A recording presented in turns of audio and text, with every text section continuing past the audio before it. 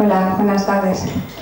Tenemos el lujo de tener un invitado hoy, de lujo, para una conferencia que ya veréis cómo os va a gustar, porque además de ser una persona que tiene un currículum extraordinario, es muy buen orador. Es el profesor José Luis García. Él es doctor en química y licenciado en farmacia por la Universidad Complutense de Madrid. Es profesor en la universidad también. Es jefe de grupo de investigación en la empresa Antibióticos, o lo fue.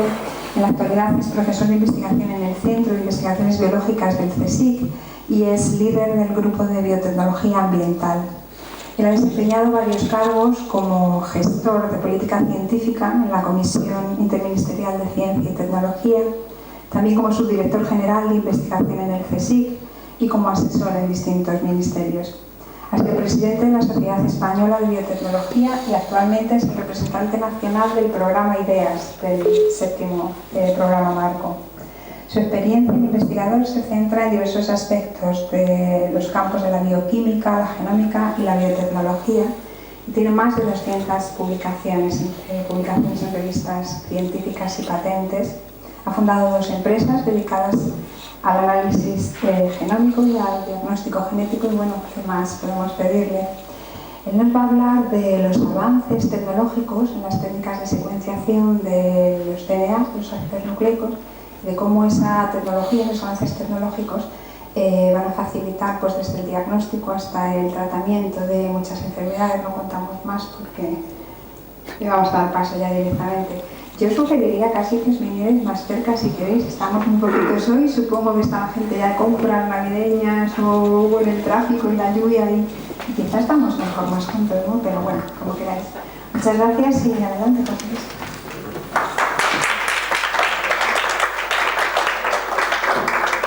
Bueno, muchísimas gracias. No sé si me oís así de pie. Porque sabéis que los científicos somos muy dados a movernos mucho, somos muy inquietos y esto de estar sentado a mí me parece que me cuesta mucho. En primer lugar, muchas gracias a todos por invitarme, por estar aquí. Para mí es un placer estar con vosotros esta noche o esta tarde-noche porque lo que os voy a contar más que nada es una pasión. O sea, esto de la biotecnología es algo que no sé por qué, pero como que uno lleva en la sangre y lo que yo os voy a contar esta tarde es parte de este mundo que llamamos la nueva o la moderna biotecnología. Espero que a través de las presentaciones podamos ir de alguna manera visitando un universo que seguramente para algunos de vosotros pueda ser un poco complejo, pero tampoco me preocupa mucho porque al final lo importante es salir de aquí con algunas ideas claras y por eso entiendo que después de mi presentación podemos tener todo el diálogo que queráis, las preguntas que queráis, es decir, yo no me voy a ir de aquí hasta que no se haya resuelto la última duda que yo pueda resolver.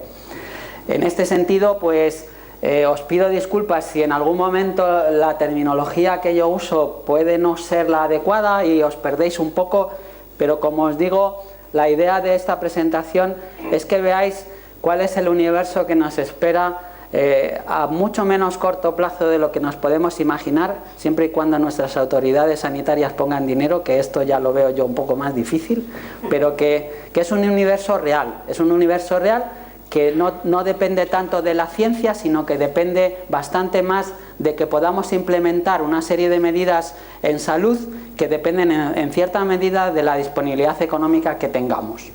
Dicho esto, pues la conferencia se titula Medicina personalizada del siglo XXI y probablemente lo primero que quiero que hagáis es que os relajéis, que por un momento os sintáis en otro momento de vuestra vida. Estamos en el año 2025 y como dice aquí, transcurre el año 2025 y algunas cosas pues no han cambiado. El cielo es aún azul, el IBEX 35 está a punto de alcanzar un nuevo máximo. Sin embargo, José Rodríguez, Madrid, 45 años, acaba de saber que tiene cáncer de colon. Sin embargo, no está muy preocupado, porque gracias a la revolución genética que transformó la industria farmacéutica hace 30 años, los científicos han desarrollado una variedad de fármacos anticancerígenos que funcionan mucho mejor y con menos efectos secundarios que los viejos tratamientos venenosos y agresivos del pasado siglo XX. Prácticamente esto es el objetivo de esta conferencia, demostrar que dentro de muy poco, si no ya, tenemos a nuestro alcance una medicina diferente, una medicina que nos va a permitir curar enfermedades tan tremendas y tan trágicas como puede ser el cáncer, y que eso está aquí cerca, 25, o sea, muchos de nosotros, todos nosotros espero podamos llegar a ese año, ¿eh?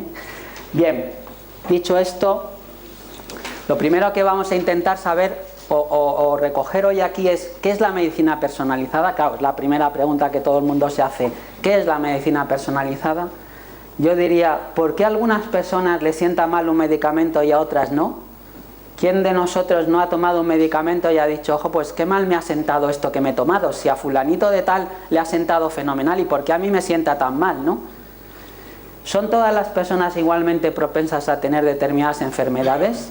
¿Somos todos igualmente propensos a tener cáncer o a tener gripe o a tener otras enfermedades? Es una pregunta que probablemente todos nos estemos haciendo.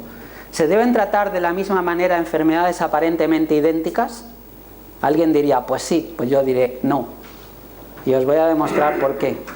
¿Tienen todas las personas que utilizar la misma dosis de un medicamento? A veces yo cuando voy al médico, pues... Esto me parece que es mío, perdonad que este es el aviso de que tengo conferencia. Sí, pero bueno. Cuando voy al médico pienso que me receta y me dice, bueno, tómese 2 pastillas. Y muchas veces estoy tentado de decirle, ¿y por qué no 2 y media? ¿En qué se basa usted para darme 2 y no 2 y media o 2 1/4? Porque claro, las pastillas vienen individualizadas, ¿no? No, es que usted está un poco obeso, usted es delgadito, pero bueno, ¿sabe cómo que me va a recetar usted en función de lo gordo, bajito o alto que yo sea? Esto no me parece muy científico, ¿no? Pues es que es así, nos recetan las medicinas al peso, y esto tiene que acabar. Esto de recetar las medicinas al peso tiene que acabar. Es verdad que esto del peso tiene alguna relación, pero les voy a demostrar que ya no se pueden recetar las medicinas al peso, que hay que recetarlas en función de otras cosas. Bueno, pues todo esto es de lo que vamos a hablar ahora, poco a poco. Bueno, pues lo primero que he prometido es poner una definición a la medicina personalizada. Mucha gente piensa que la medicina personalizada es que me atiendan individualmente bien. Es decir, que cuando vaya a un hospital esté solo en la habitación. Bueno, pues sí, también eso es una medicina individualizada o personalizada, ¿por qué no? Pero no nos referimos a eso. La medicina personalizada se aplica a la práctica médica teniendo en cuenta las características genéticas y bioquímicas de cada paciente, de forma individualizada, tanto para prevenir las posibles enfermedades como para curarlas. Es decir, es una medicina basada en parámetros científicos que dependen de la genética y de la bioquímica. Y ahora me dirán, bueno, y esto ya empezamos a liarla porque claro, la bioquímica y la genética, y esto de la bioquímica y la genética, ¿qué es? Bueno, pues eso es lo que vamos a ir un poco descifrando, qué es esto de la genética y qué es la bioquímica y por qué la medicina hay que hacerla en función de unos parámetros o de unas características bioquímicas y genéticas que cada uno de nosotros tenemos. Y esto hay que aplicarlo no solo a la medicina paliativa o curativa, sino que es mucho más interesante aplicarlo a la medicina preventiva. Se suele decir es mejor prevenir que curar, pues aquí hay que aplicarse el cuento y por eso la medicina personalizada tiene que funcionar al menos en los 2 sentidos. Bueno, la palabra mágica, estas frases en inglés las tengo siempre puestas aquí, traducidas porque en inglés hasta suena más bonito, pero la verdad, la palabra mágica de la medicina personalizada es el fármaco correcto en la dosis justa para el paciente apropiado. Fantástico, ¿no? ¿De dónde hay que firmar? Lo firmamos todos. Pues esto es el objetivo y esto es lo que le voy a convencer de que esto lo vamos a poder hacer o lo podemos hacer. De hecho, ahora mismo la terapia clásica normalmente aborda el tratamiento basándose en grandes poblaciones, es decir, todos nosotros somos más o menos iguales. Cuando llega la empresa farmacéutica y tiene una nueva medicina, la ensaya en una serie de individuos y más o menos obtiene un valor promedio y decide, después de una serie de ensayos, que esa medicina funciona y que no le hace mal a mucha gente. Desde el momento que una medicina le hace mal a un determinado número de gente, la tiene que retirar del mercado, a pesar de que le haga bien a mucha otra. porque no tiene manera de controlar a quién le hace bien y a quién le hace mal. Es decir, no sabe ver cuáles son las características de esas personas a las que un determinado fármaco le sienta bien, mientras que a otras ese mismo fármaco le sienta mal. Y por lo tanto se tienen que retirar del mercado muchísimos medicamentos que están guardados ahora mismo en los almacenes de las empresas farmacéuticas, porque no saben cómo podemos distinguir a los que le sienta bien y a los que le sienta mal.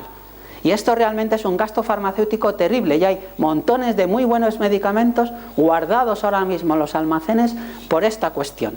Si nosotros pudiéramos resolver esta cuestión, abarataríamos mucho los medicamentos y podríamos sacar del almacén muchísimos medicamentos nuevos.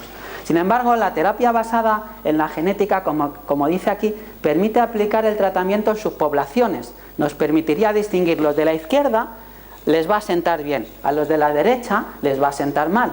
Por lo tanto, cuando vayamos a la tienda, a la farmacia o a donde sea, lo que hay que hacer es decir: yo soy de los de la izquierda, démelo. Yo no me lo dé usted porque soy de la derecha. Esto significa sacar un carné y decir en el carné: yo puedo tomar este medicamento o yo no puedo tomar este otro medicamento. Esto es en lo que consiste realmente la medicina del futuro, la medicina personalizada. Bueno, perdonad, que es que como soy... Ya, paramos. Bien, esto no es nada nuevo.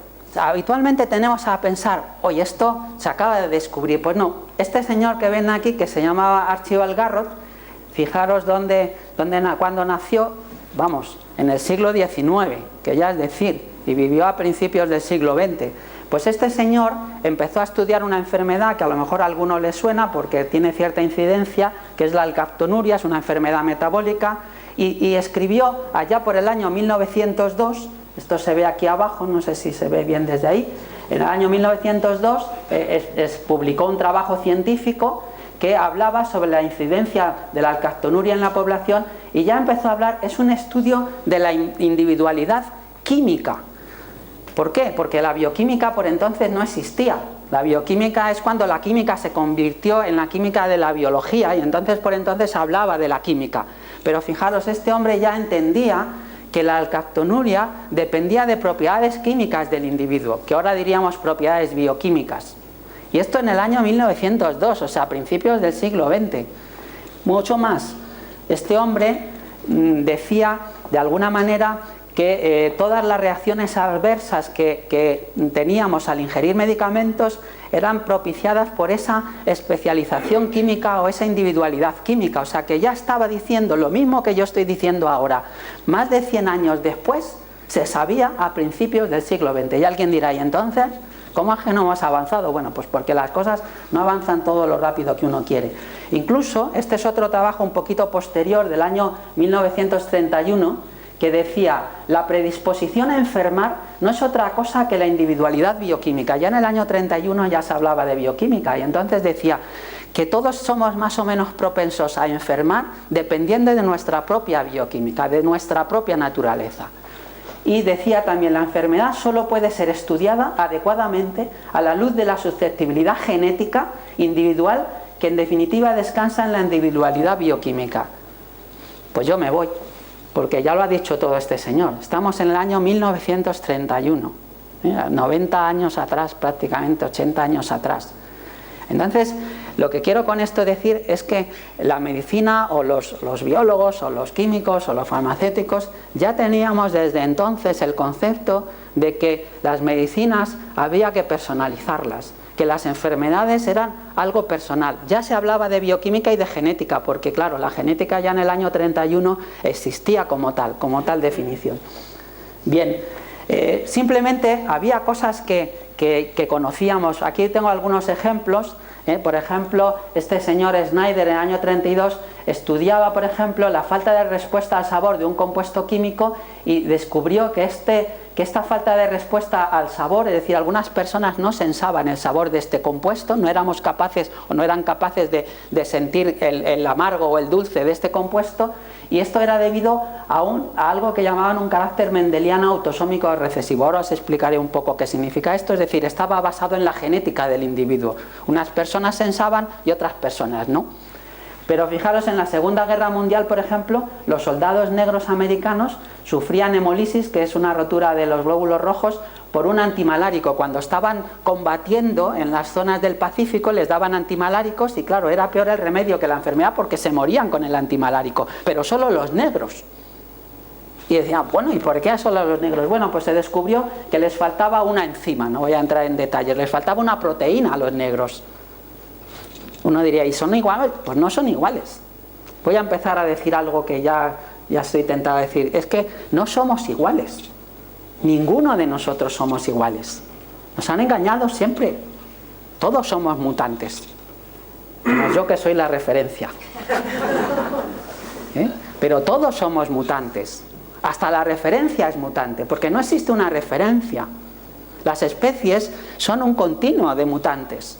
Y por lo tanto hay grupos que tienen mutaciones y otros grupos que tienen otras, o sea, todos tenemos. No es que se trate de negros o blancos, los negros tienen una y no todos los negros, para entendernos. Bien, pues lo mismo pasaba con otras medicinas debidas a un antituberculoso que se llama la isoniacinas, es un antibiótico antituberculoso, que había unas personas que llamamos acetiladores lentos y que detoxificaban mal el fármaco. Hay que saber, cuando yo antes decía, ¿por qué me recetan 2 pastillas y no 2 1/2 o 1 3/4? ¿O por qué a una persona le sienta mal si se toma una aspirina, pero le sienta bien si se toma media? Pues esto se debe a que nosotros en nuestro organismo, en el hígado fundamentalmente, tenemos unas enzimas, unas proteínas que nos ayudan a detoxificar los fármacos. Pero no todos tenemos la misma cantidad de enzima o la misma actividad de las enzimas, con lo cual, si yo me tomo un fármaco y soy una persona que lo elimina muy rápidamente, el fármaco a lo mejor ni me hace efecto. Si al revés, soy una persona que lo elimina poco a poco, a lo mejor lo que ocurre es que me convierte en un tóxico, porque se acumula tanta dosis en mi organismo que al final acaba haciéndome daño. Por eso los fármacos hay que recetarlos no en función del peso, del tamaño, de lo que sea, sino de nuestras enzimas. Y me diréis, ¿y eso cómo se hace? Pues hombre, se hace, se puede hacer. Podemos todos saber cómo tenemos esas enzimas, pero cuesta dinero y poco tiempo, pero dinero. Es decir, que podemos saberlo. Es decir, mañana debería de aparecer en nuestro carnet, yo soy un metabolizador lento de fármacos o un metabolizador rápido de fármacos, porque en función de eso me va a recetar el médico la dosis que necesito y la medicina me va a sentar mejor. Bueno, dicho esto, ya vamos convenciendo de que hay que tener en cuenta esto, porque las reacciones adversas de los fármacos anualmente en Estados Unidos causan 100.000 muertes anuales, que se dice pronto, solo porque te sienta mal un medicamento. Cuestan del orden de 100 billones de dólares, 100.000 millones de dólares en el fondo, y son la cuarta causa de mortalidad. Y nada más decir que entre 1997 y 2004 se retiraron del mercado 19 fármacos porque tenían demasiados efectos adversos. Claro, cuando los pusieron, pensaron que esa población que yo antes decía que tenía factores adversos era suficientemente pequeña como para arriesgarse, pero llega un momento en el que, claro, los estudios los hacen con una población, imaginemos la población de Estados Unidos, pero ¿qué pasa en España? ¿Qué pasa en Japón? Las poblaciones, como acabo de decir, no somos iguales. Y entonces lo que se ensaya en un país te puede hacer daño en otro. Y me diréis, entonces no tomamos medicamentos. No, no es así, hay que confiar. Yo soy farmacéutico por encima de todo. Bien, hay que saber que los defectos genéticos caracterizados en la población son muchos más de lo que pensamos. Hay un 8% de personas que antes de los 25 años se les diagnostica una enfermedad con un componente genético. Aquí lo podemos ver, no voy a entrar en detalles, hay todo tipo de enfermedades. Cuando hablamos de enfermedades monogénicas, nos referimos a que la enfermedad está causada por un gen. Y me diréis, ¿y eso que de un gen? Bueno, ahora os cuento qué es un gen. Y enfermedades poligénicas o multigénicas cuando están causadas por más genes. Ya os podéis imaginar que tratar una enfermedad monogénica va a ser mucho más fácil que tratar una enfermedad multigénica, que diagnosticar una enfermedad monogénica va a ser mucho más fácil.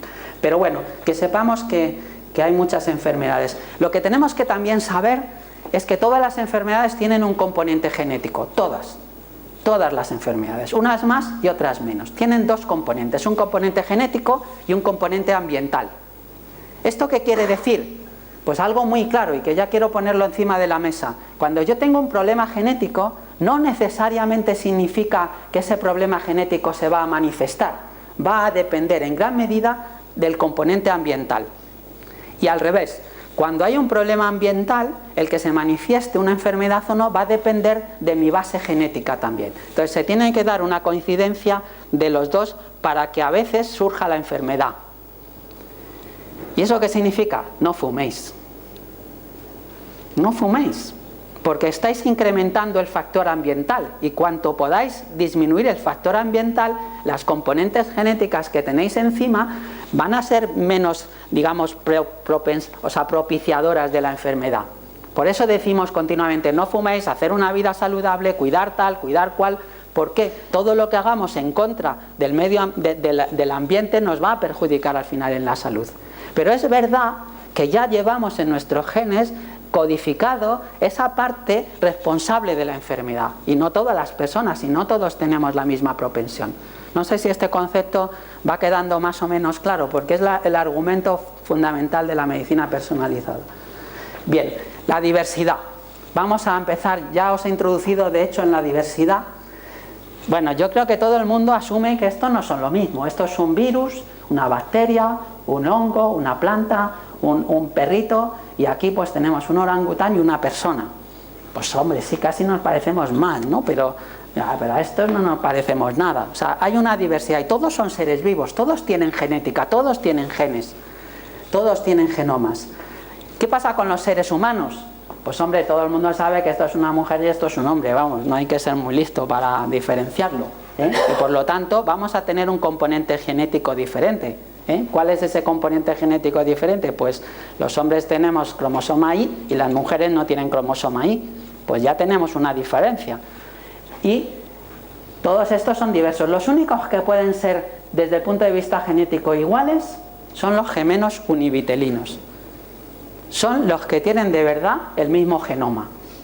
Los demás ninguno. Y estos después puede cambiar. Bien, al final entonces la diversidad hay que entenderla, pues aquí tenemos la clasificación que hacemos los biólogos, dominio, reino, filo, clase, bueno, esto porque nos gusta clasificar, los biólogos todo lo clasificamos, lo metemos en cajitas, si no lo clasificamos nos dan los 7 males, así que hay que clasificarlo todo.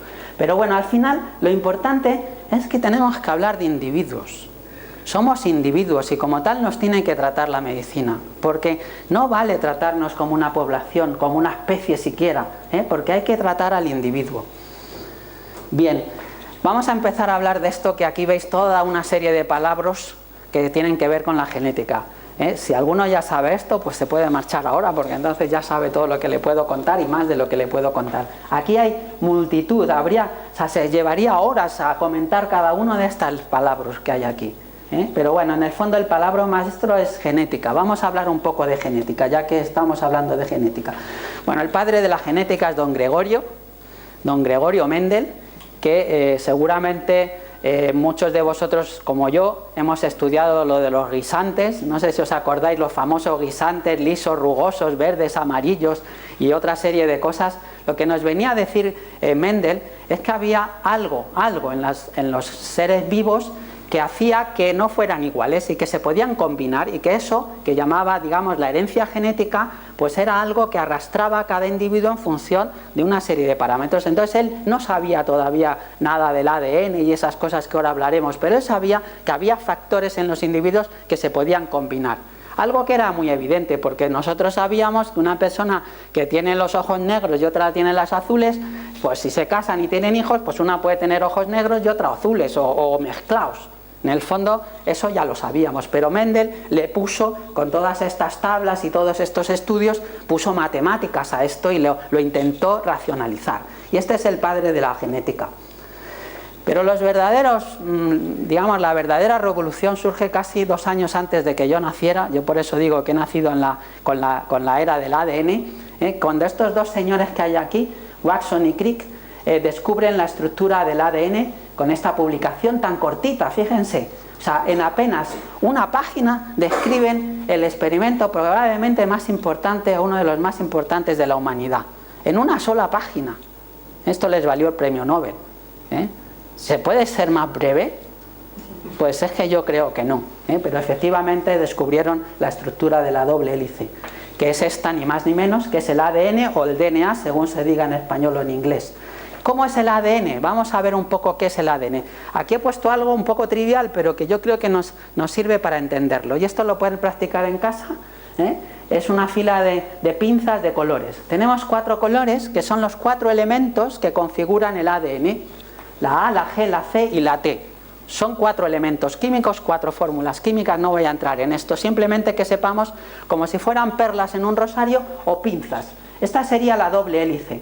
Y si se fijan, y son observadores, en esta doble hélice es un polímero de pinzas seguidas una detrás de otro, conectadas entre ellas por el hilo, y la blanca siempre está enfrente de un azul. ¿Ven? La blanca enfrente de un azul, la blanca enfrente de un azul, la verde enfrente de una roja, la verde enfrente de una roja, o por ejemplo, pues aquí lo ven al revés. Entonces, ¿qué quiere esto decir? Que las 4 bases forman una hebra que tiene que ser complementaria con la otra hebra. Donde hay una A, hay una T, una G, una C, una A, una T, una G, una C. Es decir, las hebras contienen una secuencia de letras que es, en definitiva, el código genético que nos determina a nosotros esto que estamos hablando ahora, que es la individualidad. La individualidad está escrita en código de 4 letras. Bien.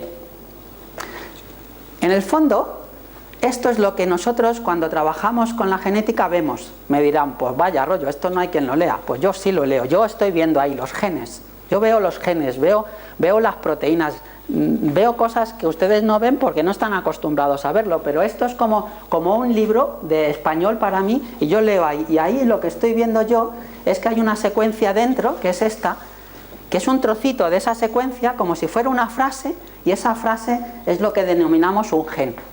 Para entendernos, un gen, imagínense un libro con muchos párrafos, pues un gen es un párrafo del libro. Y por lo tanto nuestro genoma es el libro y nuestros genes son los párrafos del libro.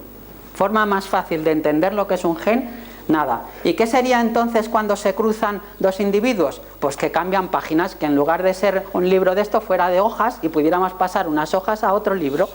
Y esto es lo que sería la recombinación de genes que ocurre cuando dos individuos se cruzan y producen un nuevo individuo, que es el nuevo libro formado por las páginas de un libro y de otro libro. Fácil, con los genes allí, y los genes proceden de los párrafos del primer libro y de los párrafos de la madre y del padre del segundo libro. Fíjense si es fácil entender la genética. Bueno, no es tan fácil, pero esto al final, ¿dónde está? Pues esto es una célula, en la célula hay un núcleo, en este núcleo hay unos cromosomas, y al final esas hebras, esa doble hebra, no es ni más ni menos que esto que estaría dentro, y un trocito de esa hebra es lo que llamamos un gen. Claro, como tenemos muchas hebras, tenemos muchos genes. Ahora vamos a ver cuántos. ¿Cuántos genes tenemos? Perdón, ¿cuántos cromosomas tenemos? Pues aquí lo vemos, tenemos 23 parejas. Nosotros tenemos los cromosomas duplicados. Tenemos uno del padre y otro de la madre. Entonces, tenemos 23 parejas, 22 parejas iguales, más una pareja que es el cromosoma X e Y. Si somos varones o hembras sería XX. Y tenemos otro cromosoma más, que nunca lo hablamos o que mucha gente se olvida, y es la mitocondria. Las mitocondrias son unos orgánulos que están dentro de la célula y que son como los motores energéticos. Pues dentro de la célula, dentro de la mitocondria hay una molécula de ADN más pequeña que procede de las bacterias y que en este caso, en nuestro caso, procede de la madre siempre. No quiero decir que las madres sean bacterias, sino que simplemente las mitocondrias tienen un genoma que procede en siglos de evolución de las bacterias y que es otra parte de nuestro genoma. Para entendernos, nosotros tenemos un genoma en el núcleo y otro genoma en las mitocondrias. El del núcleo es del padre y de la madre, mientras que el de las mitocondrias es solo de la madre. Entonces las madres por eso tienen privilegios sobre los hijos. Bien, ¿cómo es el genoma humano? Pues fíjense, el genoma humano tiene, para entendernos, 3.000 millones de letras, o lo que sería equivalente a 3.000 millones de esas pinzas que acabo de poner hace un ratito. ¿Se imaginan contar 3.000 millones de letras? Pues bien, si una página de un libro convencional contiene una media de 2000 caracteres o de 2000 letras, un libro de 500 páginas contendría 1 millón de caracteres, con lo cual se necesitarían 3000 libros convencionales para almacenar nuestro genoma. 3000 libros convencionales para almacenar cada uno de nuestro genoma. Escritito, como escribían los antiguos, necesitaríamos 3000 libros. Claro, ahora cabe en un pendrive, porque 3000 millones de letras traducido a términos de pendrive son 3 gigabases. Un pendrive de 3 gigabases, ¿cuánto cuesta? Nada, 10 euros ya o menos. Es decir, que se puede llevar nuestro genoma perfectamente en un chip. Pero si lo escribiéramos con libros convencionales necesitaríamos una biblioteca con 3000 libros. Bien, ¿y esto por qué lo voy a decir? Pues por lo que vamos a ver. ¿Y se creen ustedes que tienen el genoma más grande? Pues no. Fíjense, nuestro genoma está esencialmente aquí. Pero fíjense el del pino. ¿Y por qué el pino tiene por qué es más alto? Pues no. Es simplemente que tiene más genoma. Pero nosotros no somos el centro del universo, ni el individuo que tiene más genes en el planeta, ni el genoma más grande, ni mucho menos. Incluso hay otros que tienen hasta más que el pino. Pero es para ver la gran diferencia del genoma del pino con el genoma humano, de los perros. ¿Y cuántos genes tenemos? Pues aquí está en genes. Es decir, el genoma, como antes he dicho, si lo cortáramos en trocitos que tengan valor genético, ¿cuántos genes tiene el humano? Bueno, pues aquí estamos hablando, para entendernos, de unos 20.000 o 30.000 genes. Pero no somos la especie en el mundo, o sea, el organismo que más genes tiene. Por ejemplo, el cor, que esto es el maíz, tiene 50.000. Y dirán, ¿y para qué le interesa al maíz tener tantos genes si no piensa? Porque el maíz no piensa. Lo cual quiere decir que el pensar o no pensar no está relacionado con el número de genes. Evidentemente tenemos más que las bacterias. Por ejemplo, la bacteria Escherichia coli, que es una bacteria que tenemos todos en el intestino, pues tiene apenas 5.000 genes, pero ya son muchos. Yo diría, a lo mejor hasta piensa. Con 5.000 genes a lo mejor hasta piensa. Otra cosa que les digo, pues siempre lo digo para que se acuerden de esto. Ustedes se creen que son hombres, pero no son hombres y bacterias, porque ustedes llevan consigo 3 o 4 kilos de bacterias, aunque les parezca que no las llevan, y además si no las llevaran no vivirían. Por lo tanto, cuídenlas, tomen yogures y otra serie de cosas, como he dicho antes, porque están con nosotros, no son malas, son estupendas, sin ellas no viviríamos. Eso es importante también, por eso hay que cuidar. Eso es otro de los factores ambientales del tabaco y demás. Bien, pues ya sabemos que no somos el centro del universo, ni que tenemos el genoma más grande, aunque sí que es grande, la verdad, porque 3.000 millones dan mucho juego. Bien, ¿qué más tenemos que saber? Esas letras que tenemos en el genoma, esas pinzas, al final se traducen en proteínas. Esto es lo que se llama el código genético. Yo no voy a entrar en detalles, pero lo que tienen que saber es que esa información genética que está en estas pinzas de aquí, a través de un mecanismo bioquímico más o menos complejo, se transforma en este lápiz que es la proteína, la que tiene función, la que indica con el láser, la que va a hacer algo. O sea, el genoma no hace nada, lo que hace algo es la proteína, pero sin genoma tampoco hay proteínas, con lo cual hay un binomio siempre, genoma-proteína. Bien, las proteínas, ¿qué son? Pues también son polímeros y están formadas de bolitas, para entendernos. Cada 3 nucleótidos o cada 3 pinzas del genoma dan origen a una bolita de la proteína, para que se hagan una idea. Entonces estas proteínas, como ven aquí, pues las bolitas se juntan, forman esto, forman filetes y tienen enzimas que van por nuestra sangre.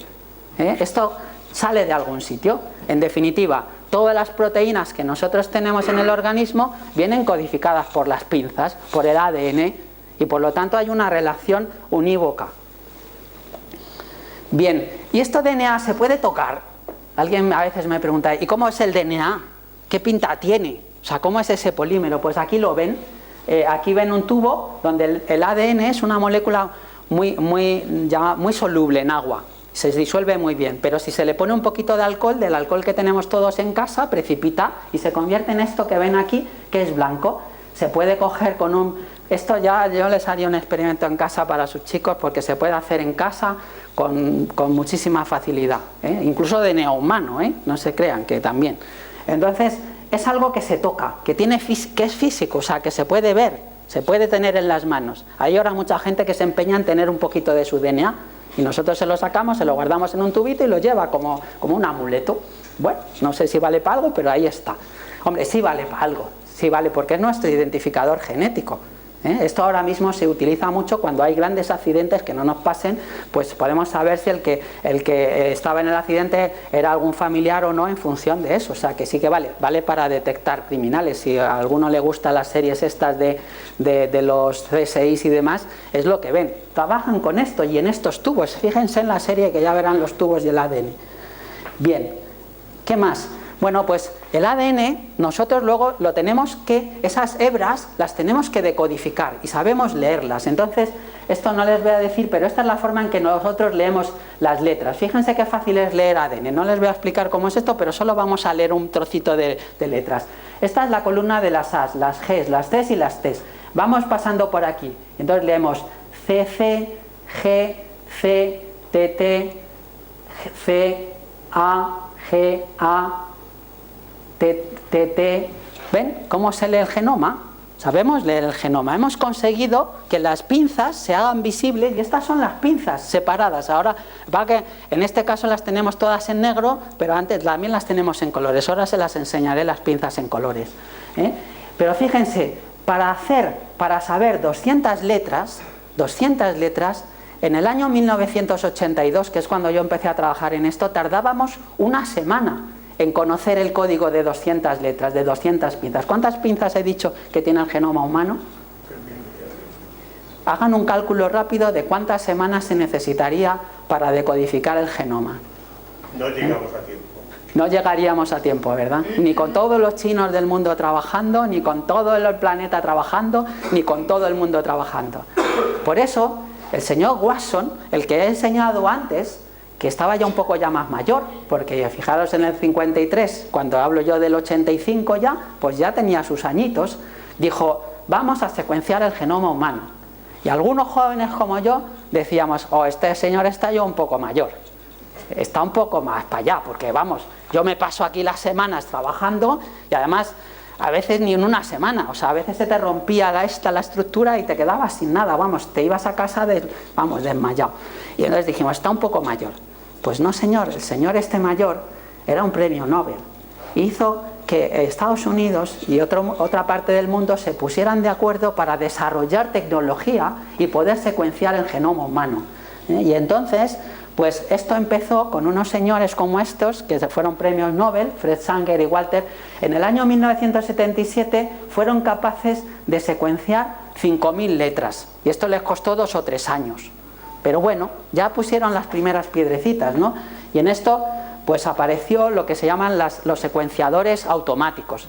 Esto es un centro que se llama el Sanger Center, que está en honor de este premio Nobel, que está en Inglaterra, y estos se pusieron a trabajar con secuenciadores automáticos como estos, que no voy a entrar en ello, y empezaron a trabajar con otras. Estas son las pinzas de colores. ¿Ven los colores?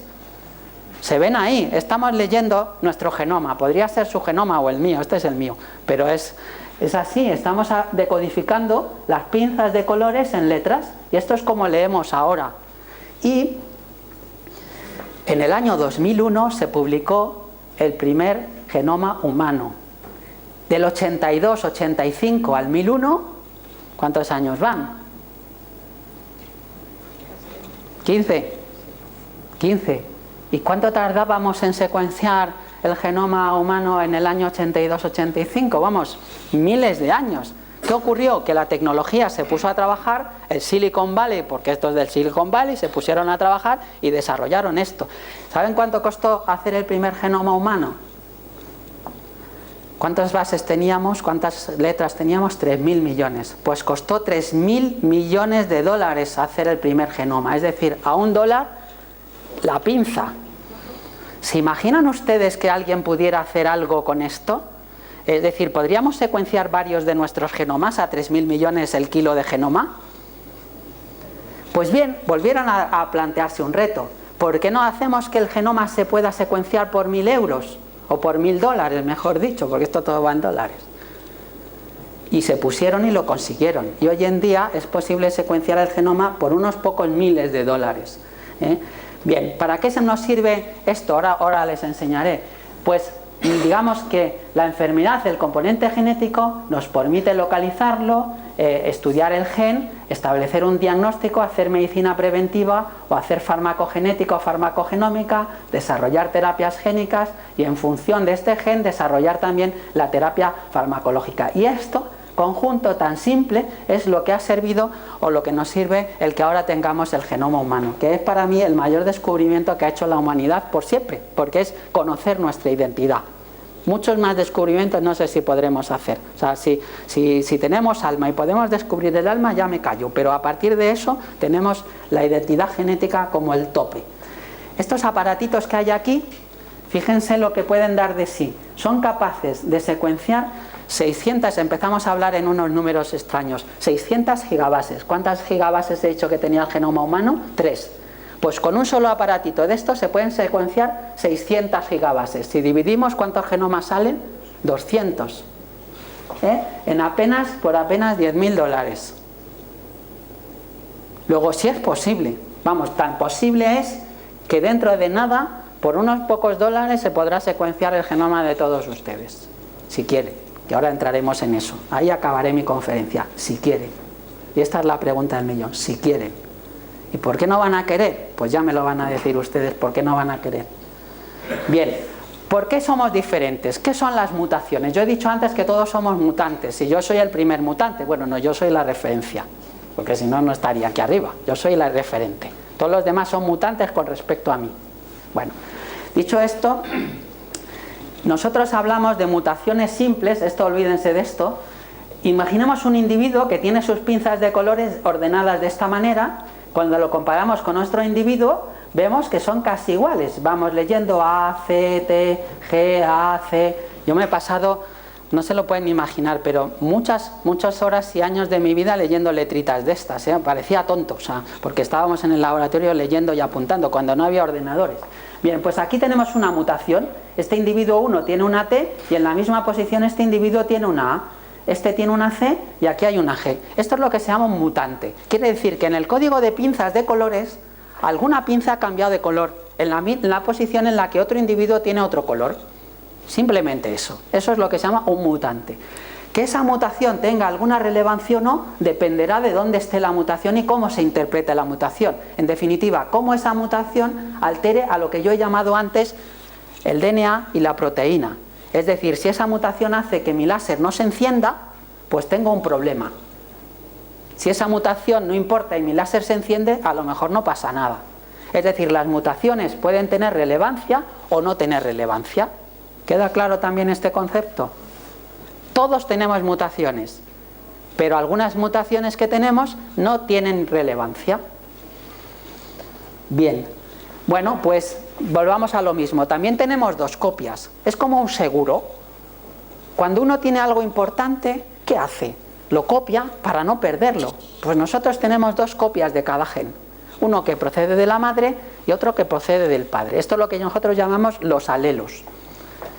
¿Qué ocurre? Pues aquí es cuando hablamos de esto que llamamos recesivos y dominantes.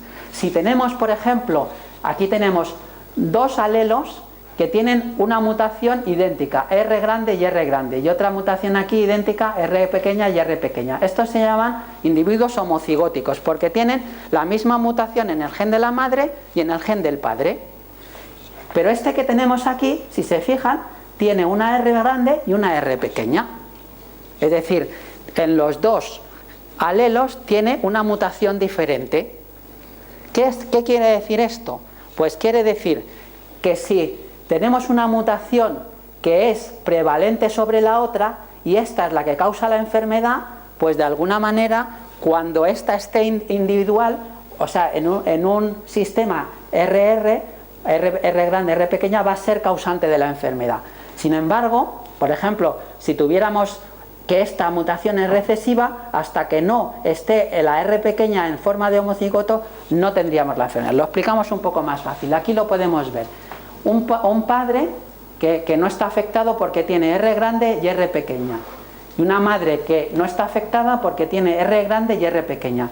Estas dos personas son sanas, no tienen ningún problema. Ahora, cuando tienen hijos, cambian los cromosomas y pueden juntar una R grande con una R grande, una R grande con una R pequeña, o una R grande y dos R pequeñas.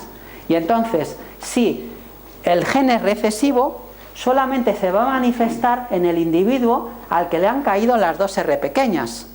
Mala suerte. Pero ninguno de los otros hijos va a tener problemas. Es decir, que no necesariamente dos padres portadores de una mutación letal tienen por qué engendrar hijos que tengan una enfermedad letal. Esto es lo que se llama genética. Aquí podemos ver otros ejemplos, no les voy a insistir. Lo que es importante es el concepto. Tenemos dos copias, las copias pueden tener las mismas mutaciones y entonces se llaman homocigotos, tienen distintas, se llaman heterocigotos, y en función de las mutaciones pueden ser letales o no.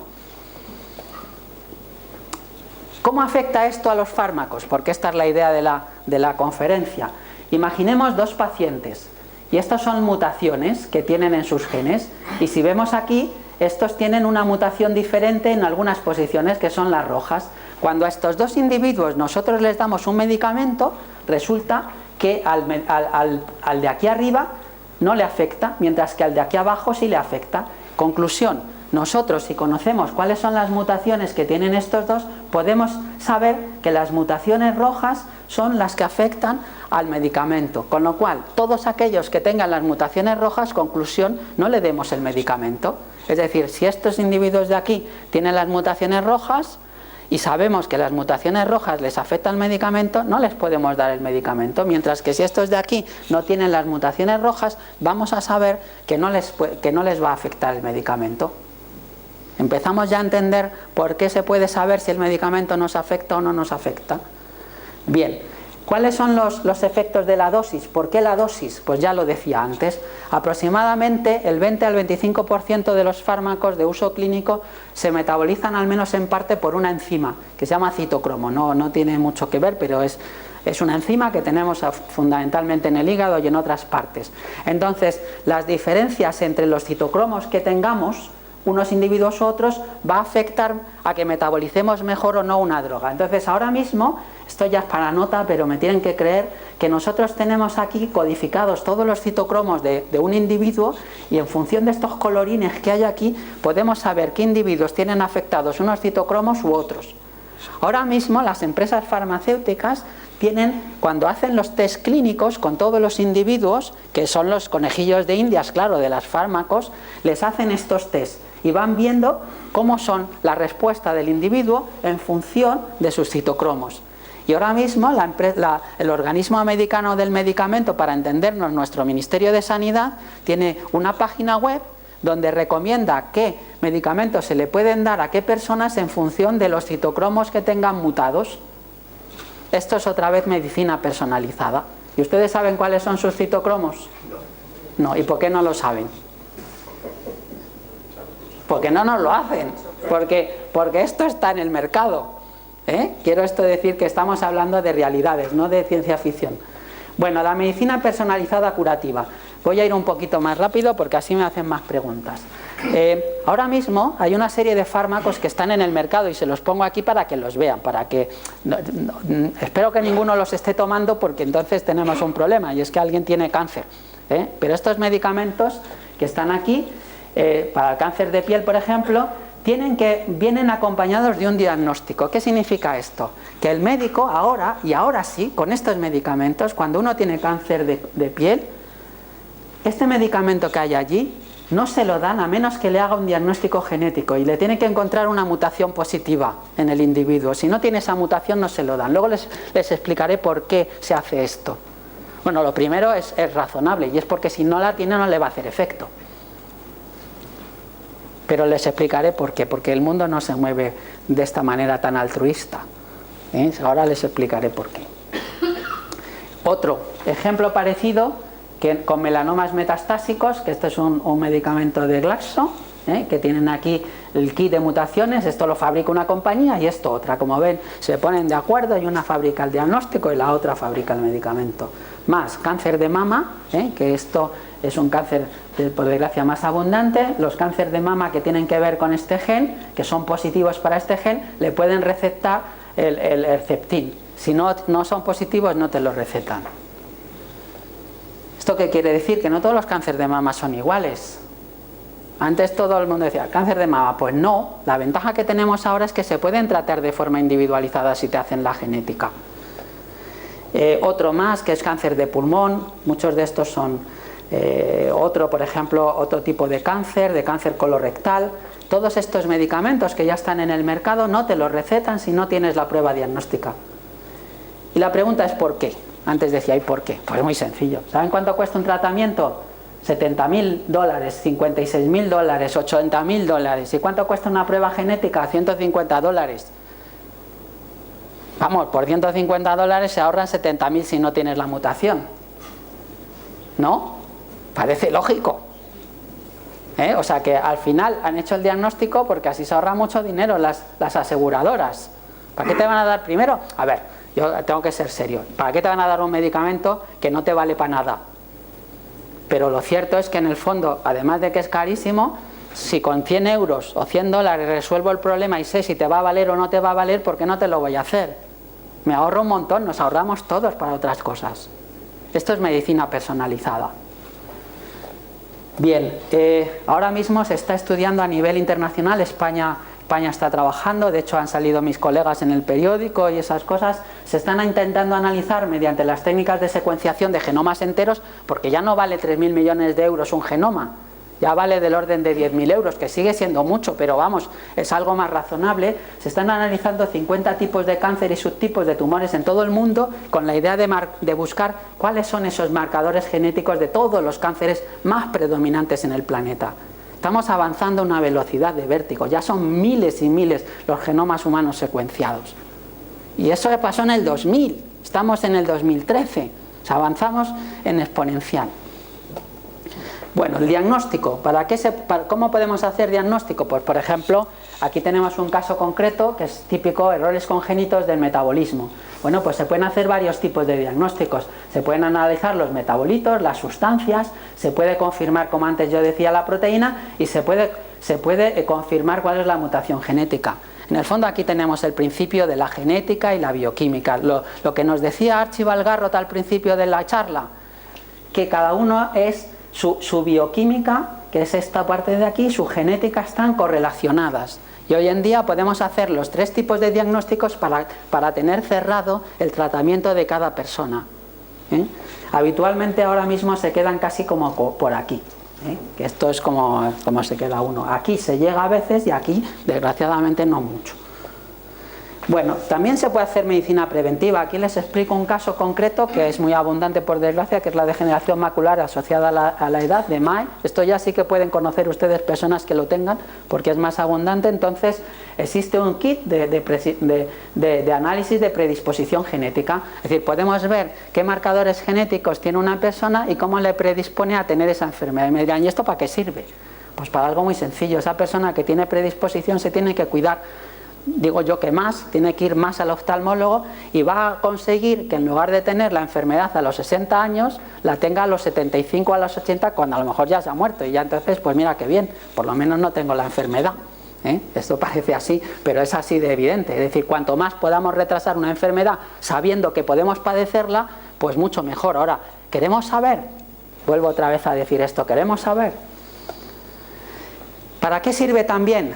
Pues para otras cosas. Aquí ya empezamos a tener problemas porque empezamos a tener problemas con la ética, la moral y otras costumbres, y no me quiero meter mucho porque aquí cada uno puede tener sus conceptos religiosos y otra serie de cosas. Pero yo tengo que decirlo, que hoy en día somos capaces de trabajar con embriones humanos, extraer, como ven aquí, una célula del embrión, analizarla y ver si ese individuo va a tener un problema genético o no. Bien. Esto empieza a ser algo que empieza a ser complicado. Pero les voy a explicar para qué sirve esto. Evidentemente sirve para muchas más cosas y la sociedad tiene que poner los límites que quiera para hacer este tipo de experimentos o no, porque esto en definitiva sería selección genética. ¿Queremos hacer selección genética? Pues sí, en algunos casos nos interesa y estos casos están en la prensa. Ay, que me lo salto. Aquí tenemos los hermanos donantes, ya lo han oído ustedes, hermanos que nacen para salvar la vida a otro hermanito, que le va a servir para donarle una médula o algo porque no hay un donante adecuado. Y entonces se selecciona el embrión adecuado para que nazca un hermanito que va a ser un donante perfecto para el hermanito enfermo.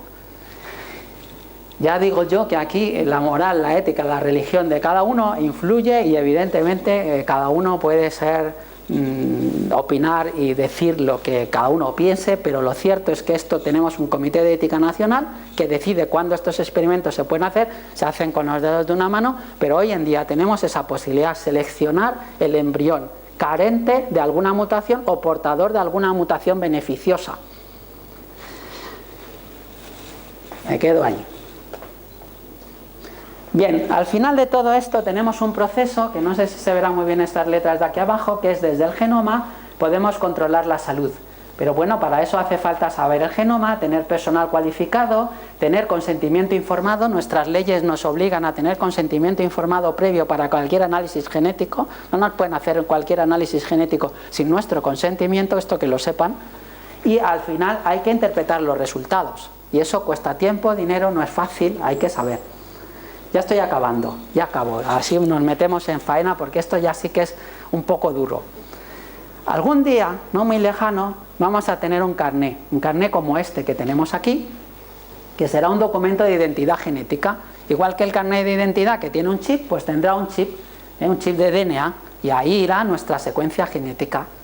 Y una secuencia genética informada, es decir, una secuencia genética estudiada, una secuencia genética que estará correlacionando los genes con algún problema o algún problema o defecto o efecto. Por ejemplo, empezamos por que nos dice que somos metabolizadores lentos. Esto es lo que le sirve al médico para decir que nos receta media aspirina o 1,5. ¿Alguien tendría un problema con esto? No, yo quiero que me lo pongan en mi carné. ¿Por qué? Porque así el médico me receta la dosis exacta y no me va a sentar mal la aspirina. Pero si ya me dice que voy a tener un 70% de probabilidad de tener colon llegado a cierta edad o porque tal, empiezo a tener ya mis cosas. Quiero saber, no quiero saber. Y si ya me dice esto que puedo tener propensión a la depresión, ya empiezo a tener problemas. Y a ver quién sabe esto y quién no sabe esto otro, y a ver quién tiene acceso a esta información, y a ver cómo se usa y para qué la usamos. Pero esto es una posibilidad real que existe ahora, por supuesto muy limitada, porque a pesar de todo, esos 3.000 millones de pares de bases que tenemos de nucleótidos, de pinzas o como los quieran llamar, no los comprendemos perfectamente, comprendemos solo una pequeña fracción. Y comprendemos solo las enfermedades que yo llamaba monogénicas relativamente bien, porque son sencillas, son de un solo gen, pero las multigénicas, que son casi todas, no las entendemos. Incluso en las monogénicas no sabemos si hay genes beneficiosos que contrarrestan el efecto de las monogénicas. Y si ya les digo, como la parte contratante de la primera parte será considerada, pues entonces al final lo que podemos decir es que sabemos todavía poco.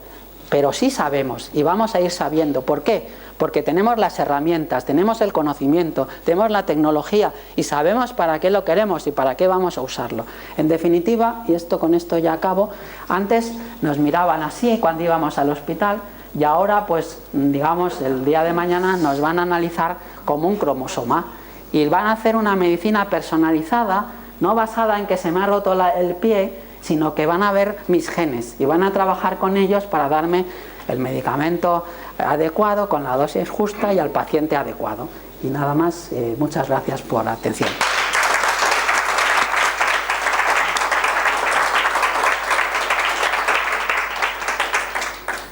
A ver. Por mí todo esto me parece fascinante, pero me parece en efecto que está ahí, me parece muy lejano. Voy a poner un ejemplo porque es la forma en que yo sé hablar. Hace como un año, por diferentes razones, tomo un fármaco. Y yo noto durante 3 meses que tengo dolores de cabeza y dolores musculares, lo digo al especialista, lo digo al médico. La respuesta es encogerse de hombros y yo he dejado de tomarlo y me encuentro mejor. Claro. Entonces, al final, ¿dónde se aplica esto? Si no hay medios, me refiero sobre todo económicos, sociales. El problema fundamental es que yo antes decía, aquí no le ha pasado que toma un fármaco y le sienta mal. Y evidentemente ese fármaco, si le sentara mal a todo el mundo, lo habrían retirado del mercado. Y no lo retiran, ¿por qué? Porque a los otros no les sienta mal. Entonces, ¿por qué a mí me sienta mal? Pues eso tiene una componente genética muy clara. Pero evidentemente si ese fármaco cuando se estudia, hay que tener en cuenta que muchos de los fármacos que tenemos en el mercado no han tenido acceso a esta tecnología, es decir, no están contrastados contra esta tecnología. Si cuando hacen el experimento de ese fármaco, el análisis de ese fármaco, con todos los pacientes que se ponen en la cola del análisis clínico, se hubiera hecho su genética adosada, hubiéramos podido hacer como antes, ver cuáles son esas mutaciones rojas que correlacionan con los efectos adversos. Y entonces se hubiera podido hacer. ¿Cuándo va a llegar esto? Ahora es muy difícil porque claro, a las compañías farmacéuticas también les cuesta mucho dinero hacerlo y entonces el fármaco se encarecería mucho.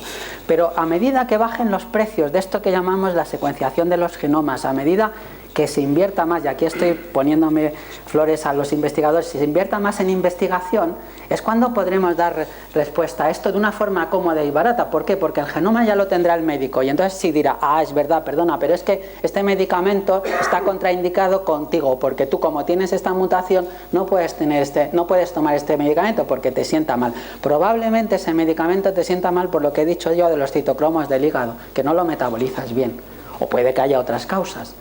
¿Quiere esto decir que es verdad? O sea, que no tenemos la posibilidad de aplicarlo ahora a todos, ni todos los individuos del planeta, por eso hay muchas diferencias, pero está ahí y a lo mejor nosotros no lo vemos, pero seguro que nuestros nietos o nuestros hijos seguro que lo van a ver. O sea, yo he puesto por el 2025, es que está aquí. Estos análisis genéticos que hace unos años valían 4, 5 mil, 10 mil dólares o euros, están ahora en 100. Y probablemente están en 100 porque hay que sacarles un beneficio. Cuando se hagan en rutina valdrán 30, como un análisis de sangre. Vamos, ahora mismo valen incluso más un análisis de sangre convencional que un análisis genético, de algunos tipos. Entonces, yo creo que sí, que estamos ahí, pero sí. ¿Cómo se extrae el ADN? Pues muy sencillo. O sea, yo les decía que se puede hacer un experimento en casa, si quieren hacerlo con sus chicos, sus niños o tal, es muy fácil. Evidentemente, les voy a dar dos materiales de partida, uno facilito y otro un poco menos fácil. Facilitos son higaditos de pollo, que bueno, que no comemos ya muchos, a muchos no les gusta, pero un higadito de pollo vais al casquero y os pedís, oye, un trocito de pollo que no es nada. Bueno, pues eso se machaca en un morterillo en casa, se hace como papilla, y entonces se le pone un poquito de agua para diluirlo un poco, le cogéis una gotita de Fairy también vale, pero si no mejor el detergente que usáis para la lavadora, que tiene enzimas además, le ponéis una gotita solo, hacéis así, agitáis y ya lo que ha hecho eso es romper la membrana de la célula. La membrana de nuestras células es una grasa y es como el Fairy, las rompe. Y entonces el DNA que está dentro sale y, como he dicho antes, es soluble. Entonces ya tenemos ahí, teóricamente, una suspensión en donde el agua lleva el ADN en solución. Si a eso cogéis un chorrito de alcohol, que podéis coger del botiquín, y le echáis un chorrito de alcohol, y con mucha paciencia lo vais mezclando, veréis que en la interfaz entre el alcohol y el agua se forma una hebra blanca, y eso es el ADN. Con una varillita lo enrolláis y lo sacáis, y eso es ADN. ¿Que lo queréis hacer con otra cosa más fácil? Sale muy bien con fresas. Apachorráis unas fresas y además sale rosita, porque como las fresas dan pigmentos rosas, queda precioso. Entonces el DNA se extrae tan simple, ahora ya sin trivializar, se extrae de los humanos, es muy fácil porque lo podemos sacar de la garganta con una turunda o simplemente tosiendo y echando flemas. Con eso lo que hacemos es utilizar un detergente que lo que hace es disolver las células que se nos quedan en el epitelio y después con un poquito de alcohol lo precipitamos y lo sacamos de ahí. Fácil, ¿no?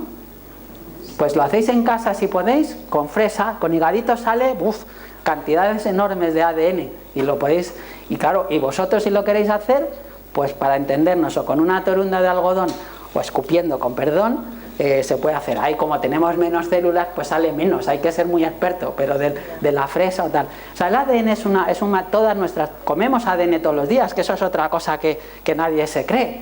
Yo digo, joder, todas las células vivas que nos comemos, la manzana, los plátanos, la carne, todo es ADN. Es un alimento interesante porque es fósforo, el ADN tiene fósforo, nitrógeno, carbono, oxígeno, tiene de todo.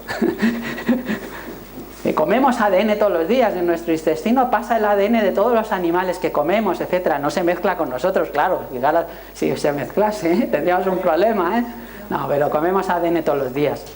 Más preguntas. ¿Está identificado alguna mutación ¿Se ha identificado alguna mutación que impida que nazcan chicos?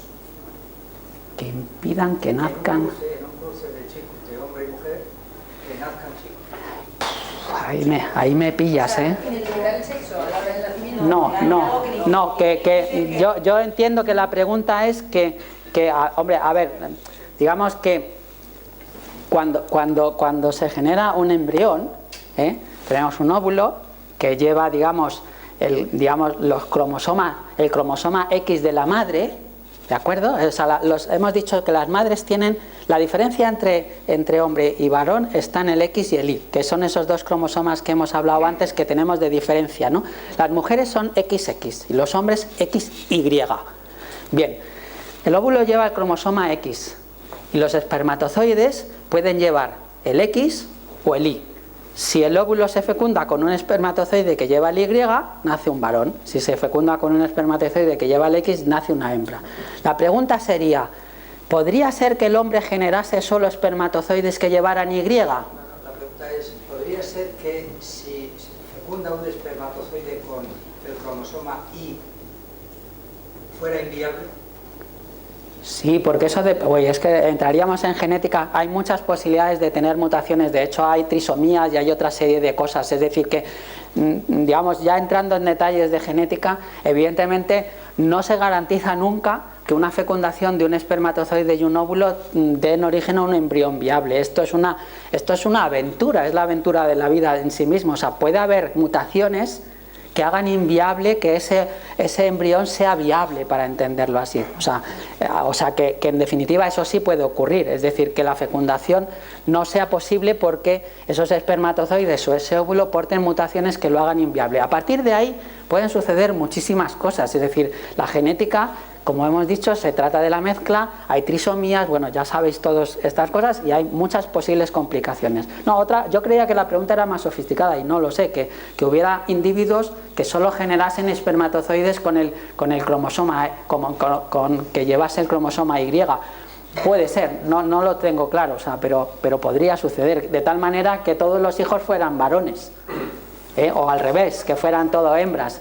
Pero teóricamente no lo sé, ahí me pilláis porque tengo que ser sincero, entre las muchas posibilidades que hay de individuos, y supongo que la genética nos da opciones a todos, podría suceder, pero evidentemente no es frecuente, porque si no, no estaríamos al 50%, casi.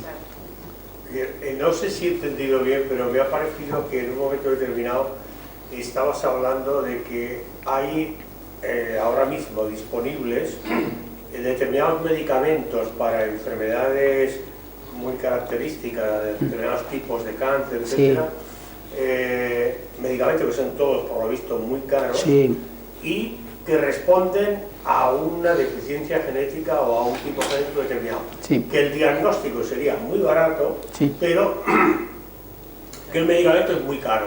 ¿Cuál es la razón de que puede haber un diagnóstico muy barato y el medicamento sea carísimo? Bueno, pues porque casi todos estos medicamentos, son anticuerpos monoclonales. A ver, casi todos estos medicamentos que son tan caros, de tan caro tratamiento, no son productos químicos convencionales, que generalmente los productos químicos son bastante más baratos. Estos son anticuerpos. Los anticuerpos son proteínas, no son moléculas, o sea, son moléculas químicas, pero entenderme, no es un producto, para entendernos, no es una molécula de síntesis química, no la sintetiza el químico, la sintetizan células. Y el cultivo de células y la producción de esos anticuerpos es muy costosa, porque requieren una serie de procedimientos, digamos, de preparación, etcétera, mucho más costosa que la química convencional. Si me preguntáis por qué son tan caros y podrían ser más baratos, claro que sí, serían mucho más baratos porque las multinacionales podrían hacerlo más baratos, pero tienen que recuperar toda la inversión que han invertido en el desarrollo de esos fármacos. Entonces, casi todos estos medicamentos con tratamientos muy, muy caros son anticuerpos monoclonales, específicamente contra un determinado tipo de cáncer. Entonces, salen tan caros porque son medicamentos de última generación obtenidos por biotecnología muy caros. Para entendernos, podrían ser tan baratos. A ver, ya me puedo meter en un berenjenal. La insulina que se ponen las personas diabéticas, mi familia que es diabética, pues usan insulina, es una proteína también y se obtiene por biotecnología. Los anticuerpos monoclonales se obtienen por una tecnología muy parecida, un poquito más cara, pero no mucho más cara. Es decir, podrían ser tan baratos como la insulina. Pero claro, la insulina, ¿cuántas personas se la ponen? ¿Cuánta insulina se produce? Entonces, enlazado con esta pregunta, la posibilidad de que estos medicamentos en el futuro se pudiesen abaratar considerablemente depende solo del desarrollo científico, del dinero que se invierta en nuevas tecnologías, o también de los intereses económicos de las empresas farmacéuticas.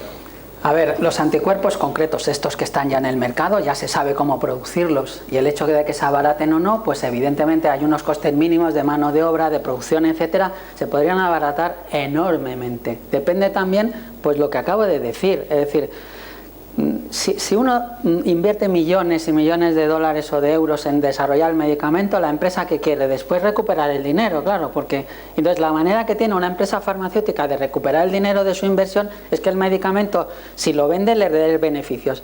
¿Qué ocurre? Si el medicamento se vende mucho, lo puede poner más barato; si el medicamento se pone poco, lo tiene que poner más caro. ¿Qué podría ocurrir? Pues algo muy sencillo, que la sociedad, el Estado diga, no, yo lo pago, y entonces te sale gratis. De hecho, estos tratamientos son gratis, ¿eh? Ojo, que a lo mejor me estoy explicando mal. Estos tratamientos los da la Seguridad Social ahora mismo. Lo que ocurre es que la Seguridad Social no te lo da, porque si es tan caro y no te hace efecto, ¿para qué te lo va a dar? Pero estos medicamentos son gratis. Es decir, gratis no, porque al final nos cuesta a todos nosotros, porque pagamos todos la Seguridad Social. Lo que quiere decir es que están dentro de la medicina pública. Exacto. El sistema público. Sí, sí, claro que sí. Sí. Y entonces, por lo menos en España. Y entonces, en ese sentido, cuando tú vas al médico, ellos te hacen el diagnóstico. Si ven que eres un receptor posible, pues te lo recetan. Que no, pues es lo que se ahorran, ¿eh? Pero al que le paga la Seguridad Social es a la farmacéutica que lo vende. Por eso sí. Son los medicamentos que se dispensan prácticamente solo en hospitales. Solo. Y que hace poco salió en las noticias que nuestro sistema de sanidad público quería cobrar a los enfermos una parte de ese coste, ¿no? Pues claro, es que aquí nos quieren cobrar todo. O sea, ya vamos a tener que cobrar por respirar, ¿no? Entonces, es evidente, ¿no? Entonces, estos medicamentos, llega un momento que si las multinacionales no bajan el precio y se pueden aplicar, estamos hablando, es que no me gustaría hablar mucho de economía, pero estamos hablando de economía al final, ¿no? Es decir, nosotros tenemos una medicina, lo que yo he traído aquí precisamente es el contraste. Tenemos una medicina del siglo XXI, una medicina que probablemente puede ser mucho más barata de la que yo estoy poniendo aquí si se usa de forma masiva y si de alguna manera se apoya la investigación para que haya una investigación que permita hacerlo más barato. Pero claro, al final hay unos costes mínimos que tenemos que pagar para tener esta medicina cada vez mejor, cada vez vivimos más tiempo, estos cánceres pues se abordan, no solo cánceres, he puesto cánceres, pero hay otros, sí. No, yo quería personalizar este panorama que necesita usted de una enfermedad que es el cáncer. El cáncer que se caracteriza por una complejidad genética enorme, evoluciona según se va desarrollando. ¿Qué noticias nos puede dar de medicamentos específicos para medicina personalizada para el cáncer? En parte la acabo de plantear aquí, es decir, hay algunos cánceres para los cuales vamos sabiendo más. He dicho antes que hay un consorcio internacional trabajando precisamente para que esa complejidad que tienen los cánceres, unos más y otras menos, podamos saberlas. ¿Cómo abordamos la complejidad de los cánceres? ¿Cómo hacemos siempre en ciencia? Comparando individuos, con estas herramientas vamos desbrozando un poco, ¿no? Entonces, evidentemente, hay algunos a los cuales vamos entendiendo cómo se manifiesta esa complejidad y vamos desarrollando medicamentos que son capaces, porque, a ver, la complejidad de un cáncer, para entendernos, y cuando uno generaliza tiene el riesgo de que trivialice demasiado, pero me vais a entender. Digamos, cuando algo funciona mal en una célula, suele ser porque hay una cascada de cosas que funcionan mal, ¿de acuerdo? Entonces, una manera de parar esa cascada es romper la cascada por un sitio. Si yo acierto dónde la rompo, aunque el sistema sea muy complejo, a lo mejor puedo matar la célula cancerosa de una forma muy fácil. Es decir, a pesar de que el desarrollo de esa célula tumoral haya sido causado por muchas cosas, al final se convierte en lo que yo he llamado la bioquímica. La genética se transforma en bioquímica Y si los bioquímicos sabemos cuáles son esos cuellos de botella que hacen que la ruta metabólica o el efecto metabólico se pare, podemos atacarlo ahí. Pero claro, tenemos que conocer cómo se desarrolla todas esas cosas que yo he llamado antes metabolismo. Entonces eso se está abordando hoy en día con un planteamiento genético, con un planteamiento metabólico y con otra serie de tecnologías que yo no he contado aquí, que son unas tecnologías que nos permiten estudiar todos los metabolitos celulares. Pero vamos avanzando y la verdad es que ahora mismo sabemos, primero porque diagnosticamos antes, curamos muchos cánceres, porque una de las cosas, yo decía antes, es muy duro saber que uno tiene propensión al cáncer.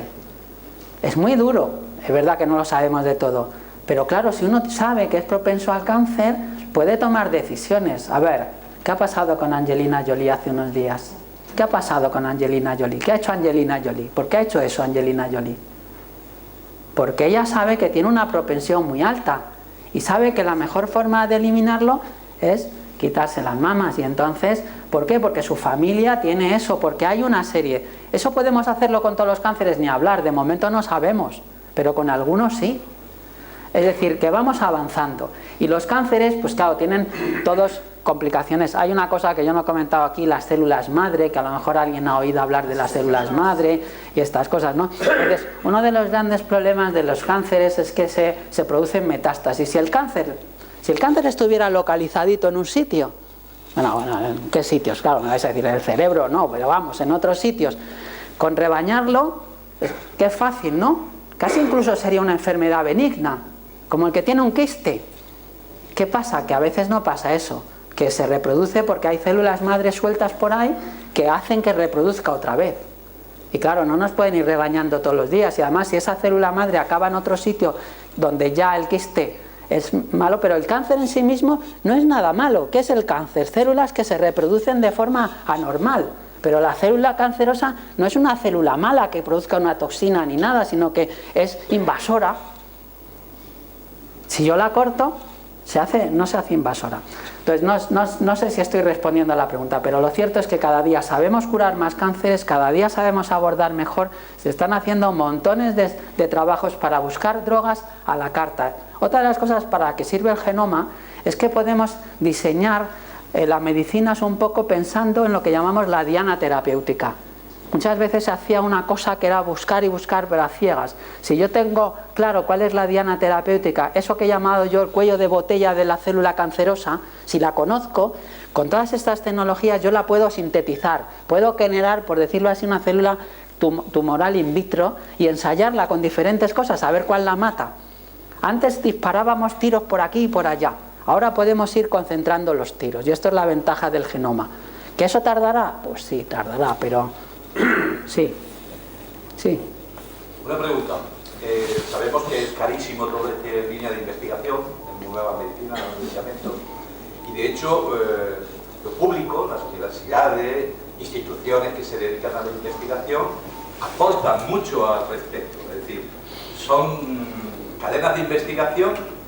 Ya la pregunta que hago es, ¿se ha hecho algún estudio, alguna evaluación del grado de aprovechamiento de esas grandes multinacionales que se aprovechan de una investigación pública, de un conocimiento público y luego niegan, precisamente cuando ellos desarrollan algo, niegan que eso que aparentemente, mi opinión evidentemente, que aparentemente parece que es de ellos solo, de esas empresas multinacionales tan potentes, solo, ¿hay algún estudio que se puede decir, oye, de esto viene de las universidades públicas, viene de instituciones, del Consejo Superior de Investigaciones Científicas, etcétera, etcétera? ¿Hay evaluaciones para decir, oye, que ustedes son unos carotas, se están aprovechando de nuestros conocimientos para luego volver a pasarnos la factura? Sí, a ver, es una buena pregunta, porque de alguna manera incide en todo el sistema de desarrollo de la ciencia, de la I+D y cómo se utiliza la I+D. En el sistema de I+D, yo es que también tengo la mala costumbre de que me dedico a la política científica en mis ratos libres, y entonces puedo responder a esta pregunta, porque además me gusta y tiene muchas connotaciones. Vamos a suponer, nosotros tenemos, para entenderlo, dos sistemas de investigación. Uno financiado con fondos públicos y otro financiado con fondos privados. Esta es la disyuntiva. Está claro, vamos a ponernos aquí los fondos públicos y aquí les toca los fondos privados. Con estos fondos privados que proceden de inversores o de quien sea, incluso a veces de fondos públicos, porque hay un cierto trasvase, pues desarrollan una cierta investigación. Estos señores de aquí investigan fundamentalmente con fondos públicos, pero a veces también hay un cierto trasvase de fondos privados que va a los fondos públicos. Al final se genera una masa de conocimiento en la academia y en la industria. Y hay un cierto trasvase de información, a veces no demasiada, entre la academia y en la industria. En general, ni lo que hace la academia sola puede hacer todo, ni lo que hace la industria sola puede hacerlo todo. Y al final lo que se genera es un conocimiento transversal. Eso se refleja en lo que nosotros llamamos las publicaciones científicas y también en otro elemento esencial que son las patentes. Las patentes son la información científica contenida en un documento que le permite al elemento privado, para entendernos que también puede haber patentes del sector público, en desarrollar de una forma individual y para su propio beneficio un determinado medicamento, un determinado proceso. La pregunta entonces es: ¿hasta qué punto esta patente que está explotando el sector privado no se ha obtenido en parte con información del sector público o financiada en parte o en todo por el sector público? ¿Hasta qué punto esta empresa se está beneficiando de estos dineros públicos? ¿Y cómo se puede valorar eso? Pues evidentemente eso se puede valorar porque los que nos dedicamos a la política sabemos en qué medida de entrada financiamos el sector público, y eso está escrito y se sabe los millones que entran. Y por lo tanto, si una empresa desarrolla un producto con dinero público, el sector público, el Estado, le podría decir: oiga, este medicamento me lo va a poner un poquito más barato porque se ha desarrollado con parte de mis fondos. Es decir, esto es lo que hace el Ministerio de Sanidad a algunas empresas, que les fija el valor del medicamento, y si no, no lo pueden vender. Por eso los puede fijar, en cierta forma, estoy simplificando mucho. Evidentemente, si la información ha salido del sector público y la empresa está vendiendo un producto, ¿qué es lo que hacemos? Imagínense que yo, que soy del sector público, he desarrollado un medicamento y lo he puesto en manos de una empresa. ¿Por qué? Porque el sector público no lo puede comercializar, vamos a llamarlo así, lo comercializa la empresa. ¿Qué ocurre? Que yo, si lo hago bien, y lo debo hacer bien, defiendo a mi institución, y parte del beneficio de las ventas tiene que repercutir en que la pública siga haciendo más investigación. Y entonces nos ahorramos parte también del dinero que puede venir del sector público, porque yo estoy recibiendo royalties de la empresa privada. Tiene que haber un trasvase. Y esto funciona relativamente así. Es decir, que lo que pasa es que hoy por hoy, en la mayor parte de los países, no en el nuestro, pero bueno, en el nuestro más o menos, los que invierten más dinero en investigación es el sector privado, mal que nos pese. Sí, estos son números cantados. Esto es lo malo. Y además, cuanto más desarrollado es el país, en Japón casi todo lo invierte el sector privado, en Estados Unidos el 70%, en España es el 60%. Pero claro, los del sector privado dicen: pues oye, si yo estoy vendiendo mi dinero aquí, me tendré que beneficiar de esto. A partir de ahí entramos en un problema ético, un problema moral. Es decir, hasta qué punto se puede permitir que el control de estos medicamentos que son beneficiosos sean objeto de compra-venta. Y aquí hay un montón de discusión hasta qué punto las medicinas tienen que tener un justiprecio, y nosotros casi que no tenemos el problema. Pensemos en los del tercer mundo, que ahí está el verdadero problema, porque mejor o peor nosotros tenemos una sanidad. Estamos accediendo a medicamentos que cuestan un tratamiento $60.000, y los pobres que tienen cáncer en el Congo belga se mueren. Claro, luego hay un desequilibrio muy claro, no solo en nuestro país por esto, sino en general. Veámoslo desde otra perspectiva. Pero lo que sí que puedo decir es que ahora mismo, si alguien cree que del sector público, que la empresa le ha robado una idea o una cosa, hay tribunales que esto lo deciden y se pleitea. ¿Saben ustedes el sector de la profesión que más dinero gana en biotecnología? No son los químicos, no son los médicos, los farmacéuticos, son los abogados. Los que más dinero ganan en biotecnología son los abogados. O sea, si quieren tener un hijo, una hija que quieren dedicarse a la biotecnología, dígale: sí, pero hazte abogado, porque va a ganar más. Bueno, si quieres que gane más, si le gusta como a mí esto, pues no, porque el abogado no trastea en el laboratorio.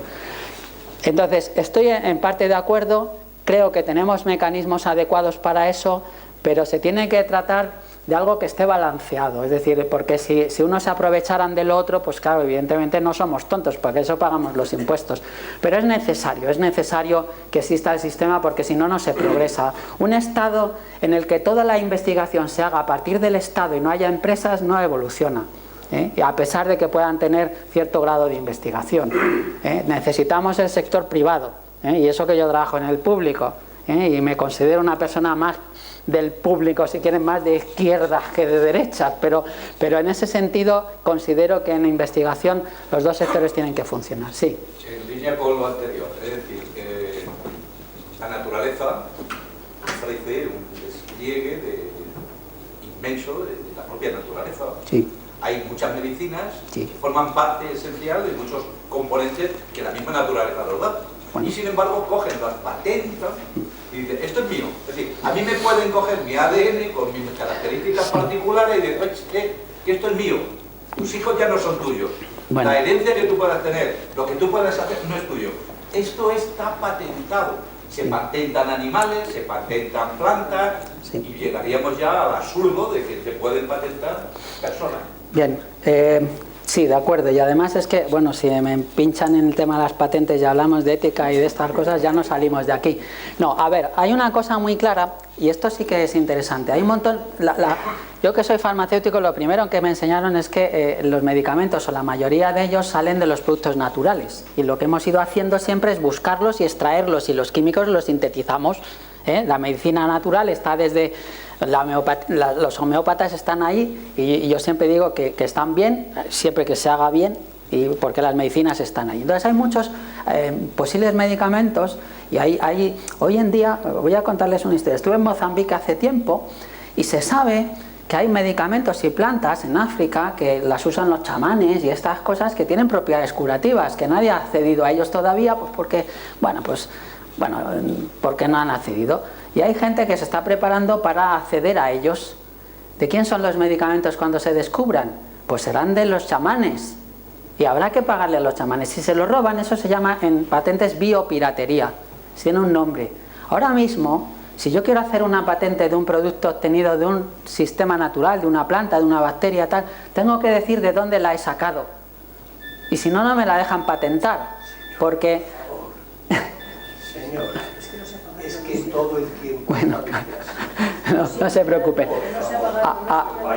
A ver, bueno. Por respeto al otro. A lo que iba. Si yo tengo ahora que decir el origen de la... Antes no pasaba, hace tiempo no pasaba. Ahora tenemos que decir el origen del producto natural, de dónde lo hemos sacado. Porque el país, o el individuo, o la sección, o lo que sea la región, tienen derecho a eso. Y hay que pagarles. Costa Rica, por ejemplo...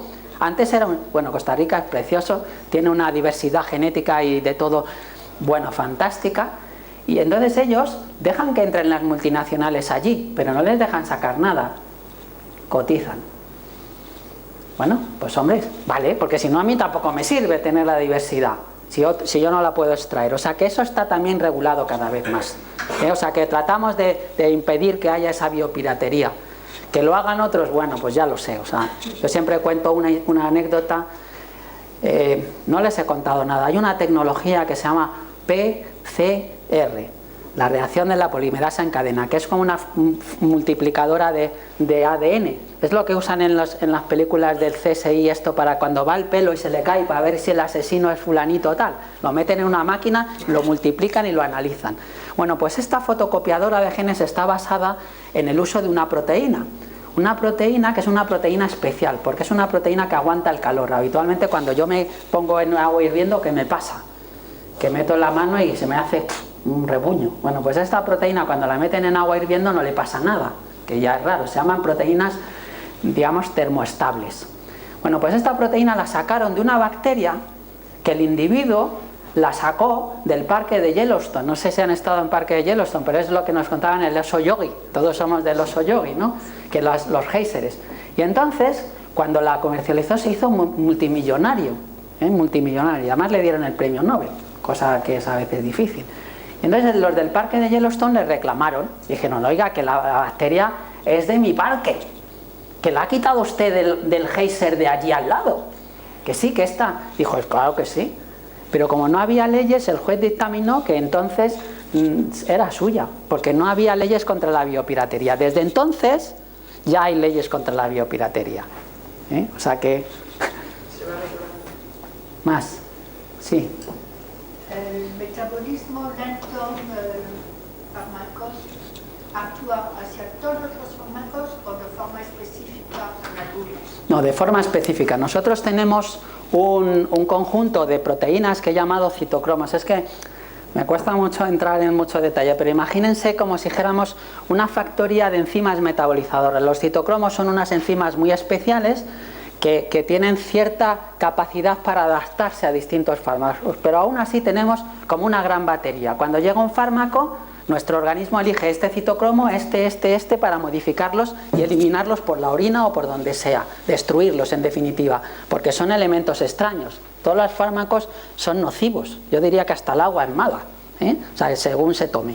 Entonces lo que ocurre es que cuando entra un fármaco, lo primero que tenemos que saber es cómo eliminarlo, porque si no lo eliminamos, ese fármaco normalmente se convierte en un tóxico. Entonces entramos a usar esas baterías, nuestro organismo lo detecta. ¿Y qué ocurre? Que si al citocromo, a esa proteína que le toca eliminar ese fármaco, está en poca abundancia, yo soy un metabolizador lento. A veces llega otro citocromo y ayuda un poco y se intenta paliar, pero al final nuestra genética determina que yo tengo poco citocromo de este tipo y por lo tanto ese fármaco concreto voy a ser un metabolizador lento. Si no solo soy lento, sino que soy lentísimo, entonces me sienta mal o muy mal y además me muero, que es lo que he dicho antes, que algunas personas se mueren por los efectos secundarios de los medicamentos. Entonces todos los citocromos que tenemos no actúan sobre todas las drogas. Por eso cuando puse yo eso que era un chip de colorines, hay muchos citocromos, del orden de varios docenas de citocromos distintos. Y cada día sabemos cuáles son los responsables. Hay otras proteínas, pero vamos, esos son los fundamentales que actúan para protegernos contra la toxicidad que tienen todos los fármacos. Sí. Gracias. Otra pregunta. La secuencia genética humana queda válida toda la vida o puede cambiar con algunas mutaciones. Buena pregunta. A ver, nosotros tenemos una secuencia genética que deriva del embrión. Es decir, la secuencia genética se fija cuando aparece el embrión y aparecen esas células, ¿de acuerdo? Es decir, teóricamente todas las células derivan de una sola célula que tiene una misma secuencia genética. Pero ¿qué ocurre? Que a partir del momento las células se dividen por todo el organismo y aparecen diferentes tejidos y tal. Unos tejidos están expuestos a radiaciones ultravioletas, etcétera, y de repente una de las células que ha estado sometida a mutaciones muta y nos produce, por ejemplo, un cáncer. Esa célula ya no tiene la misma secuencia que las otras. Es decir, esas son mutaciones somáticas que se producen por el ambiente. Entonces tenemos mutaciones genéticas heredadas y tenemos mutaciones genéticas que se producen de nuevo cuando el ambiente nos perjudica o lo que sea, un fármaco, lo que sea, nos muta, las radiaciones, la radiactividad, lo que sea.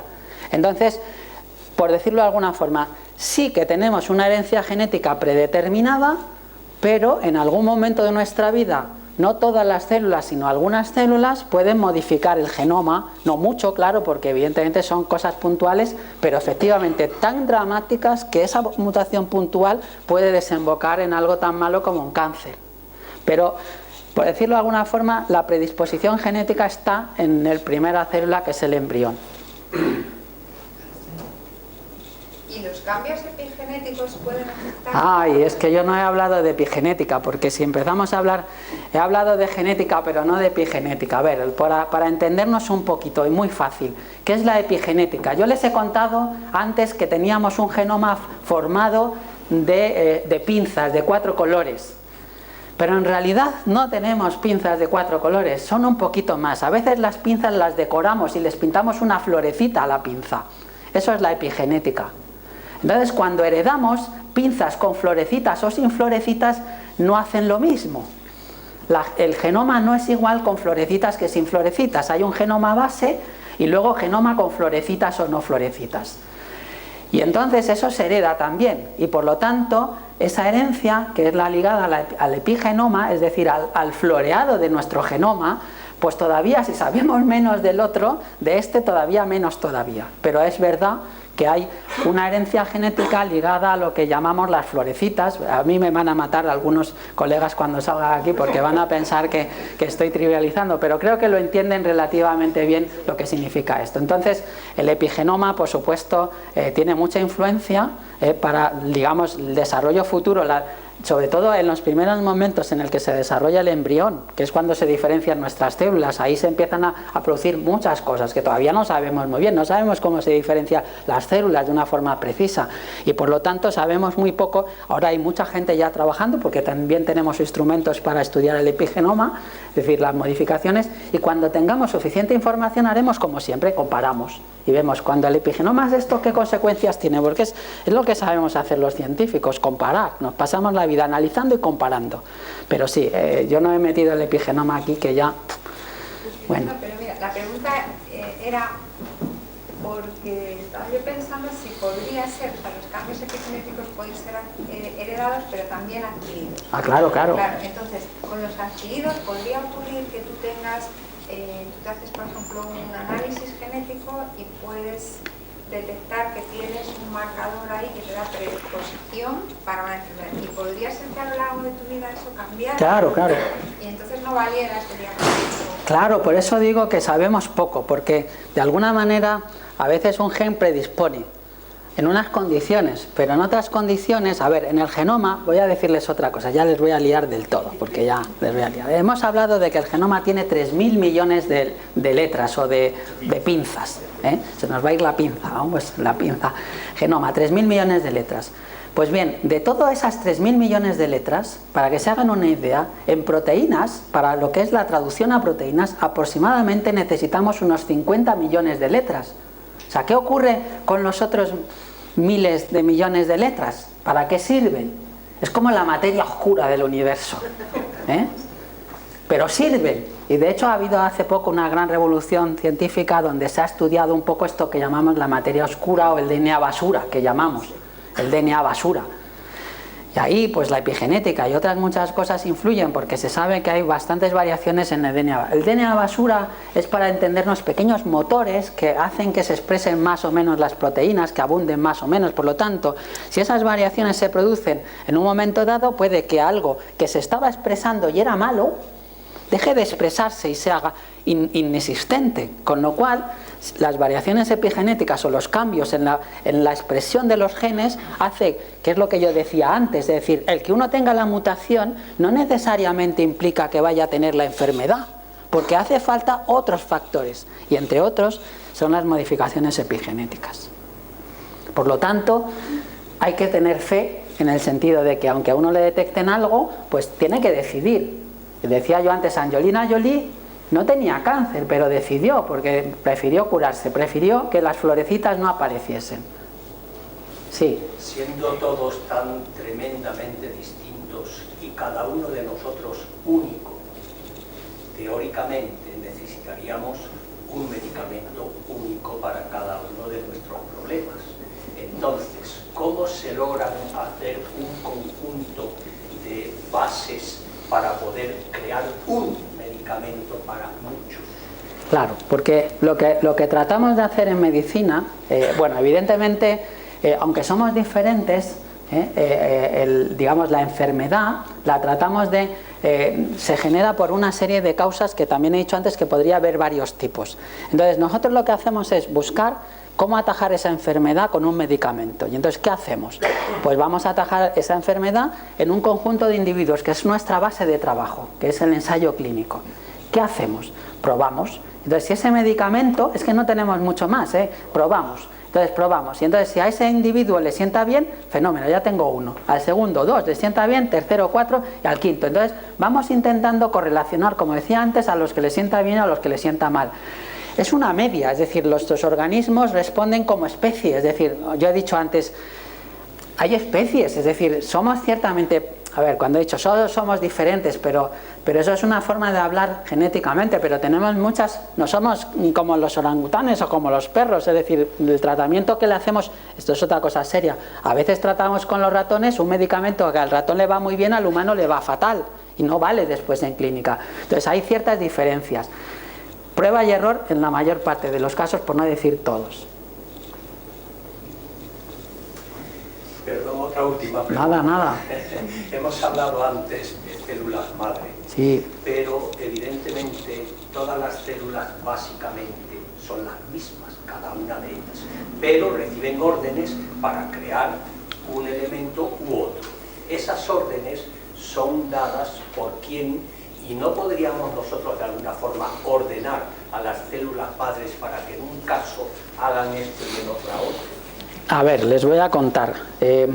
Las células madres se diferencian de más madre a menos madre, para entendernos. La más madre de todas, ¿quién es?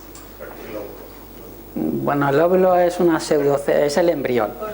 Embrión. Esa es la más madre de todas. A partir del embrión se generan 8 células, que es lo que hemos visto antes cuando se sacaba y tal, que son todavía tan embriónicas como esa. De hecho, se utiliza en ganadería, se parte el embrión y se sacan 8 individuos iguales, que son 8 gemelitos vacas, 8 gemelitos ovejas o lo que sea. Eso sí que son gemelos univitilinos perfectos, ¿no? Pues eso. Ahí, hasta ahí. Luego a partir de ahí nos vamos diferenciando y se van convirtiendo en células menos madre, y algunas nos quedan que siguen siendo madre y que pueden diferenciarse. Pero lo que sí sabemos, y cada vez más, es que algunas de esas células que ya no son madre o menos madre se pueden revertir a estados anteriores. O sea, ahora empezamos a saber cómo funcionan las células madre y cómo se pueden ir volviendo hacia atrás y hacia adelante. Evidentemente, el día que sepamos esto, podremos curar muchas cosas que dependen del excesivo, digamos, actividad de algunas células madre, sobre todo las células madre tumorales. Pero sí vamos sabiendo cuáles son esas órdenes que hacen que una célula pueda no solo diferenciarse hacia adelante, sino hacia atrás, que eso es todavía más interesante, porque a partir de una célula que podamos desdiferenciar hacia atrás, a lo mejor de una célula sana, podemos crear tejidos para curarnos, por ejemplo, un infarto de miocardio o una quemadura de piel. Imagínense ustedes esto, ¿no? ¿Cómo sería? Que de hecho también se hace. Es decir, el uso de células madre para generar tejidos de piel ya es una realidad, se hace para muchos quemados, con tus propias células para que no tengas rechazo. Si mañana somos capaces de generar un tejido para recuperar el infarto de miocardio, pues nos lo recuperarán, o el hígado, o lo que sea. Esto no está tan lejos, ¿eh? Esto es tecnología de tejidos y de células madre y de otras cosas, pero diferenciemos lo que son las células madre, tema cáncer, para entendernos de lo que son lo que se llamaría terapia celular, que es a lo que vamos, regeneración de órganos y otra serie de cosas que también está ahí, ¿eh? Sí. Bueno, eso sería, ahora se guarda mucho el cordón umbilical. Sí. Sí, a ver, lo del tema del cordón umbilical también es un poco controvertido, ya tiene unos componentes éticos, pero efectivamente el cordón umbilical produce células madre que pueden usarse para trasplantes, para determinado tipo de enfermedades, donando las células madre a otra persona. Generalmente no se usan para sí mismo, porque muchas veces la enfermedad está en esas mismas células, con lo cual a veces no vale. Pero bueno, de esto tendríamos que hacer otra clase, del cordón umbilical. Porque sería otra clase completamente distinta, ¿no? De células madre, terapia celular, que también, yo no he mencionado mucho la terapia celular, que también es medicina personalizada y otros tipos, porque entonces terapia génica, por ejemplo, y otra serie de cosas, pero bueno. Bueno, señores, tenemos que ir terminando porque nos echan.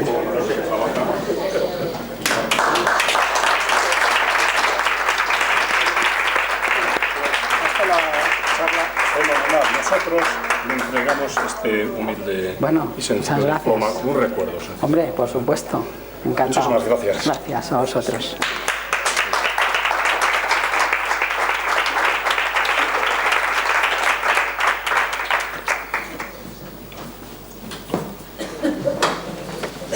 Sí, vamos.